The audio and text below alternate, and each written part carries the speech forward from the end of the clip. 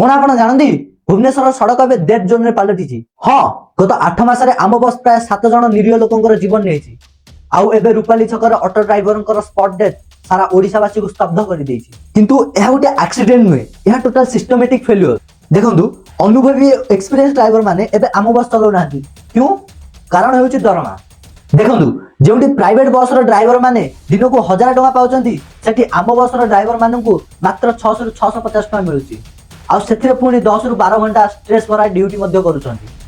सेथिपई experience driver आसीबा को मना करूछंती। आ कम अभिज्ञता थिबा ड्राइवर माने बस को सिटी ट्रैफिक भीतर चलाउछंती। भुवनेश्वर रे speed limit 40 kilometre per hour थिबा बेले आम बस रो ड्राइवर माने 70 रु 80 किलोमीटर पर आवर गति रे गाड़ी चलाउछंती। कारण ट्रिप शेड्यूल प्रेशर, जदि कोनोसी गोटे ट्रिप लेट हो जाय थाए तेबे परवर्ती शेड्यूल गुडी को पूरा गड़बड़ हो जाय थाए। सेथिपई लाइफलाइन भाबर आसीथिबा आम बस एबे डेथ लाइन रे परिणत हो जायछि। आ गोटे आश्चर्यजनक कथा, गोटे पटे सहर रे यात्री माने बस रो अभाव सकाशे ठेला पेला रे यात्रा करूथिया बेले अन्य पटे आम बस पिकनिक पार्टी रे जिबार एबे एही वीडियो खूब इंटरनेट रे वायरल होउछि।